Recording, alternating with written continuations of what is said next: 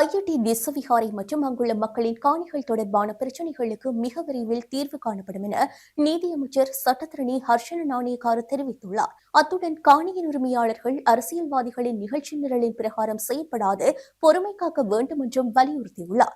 இது தொடர்பாக அவர் மேலும் தெரிவிக்கையில், தையிட்டியை வைத்து அரசியல் ஆதாயம் தேடும் நோக்கம் எமக்கு கிடையாது.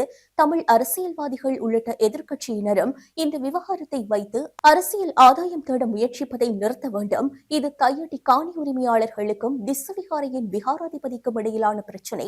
இதில் வேறு தரப்பினர் தலையிடுவதை தவிர்க்க வேண்டும். இந்த பிரச்சினைக்கு மேற்படி இரண்டு தரப்புகளும் பேச்சு நடத்தி தீர்வு காண வேண்டும்.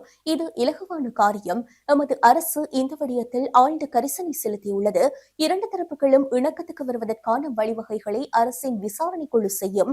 எனவே தையிட்டி திஸ்ஸவிகாரை மற்றும் அங்குள்ள மக்களின் காணிகள் தொடர்பான பிரச்சினைகளுக்கு மிக விரைவில் தீர்வு காணப்படும் என்று உறுதியளிக்கின்றோம். இந்த விவகாரத்தில் வேறு தரப்பினர் தலையிடுவதை தவிர்க்க வேண்டும் என்று மீண்டும் கேட்டுக் கொள்கின்றோம்.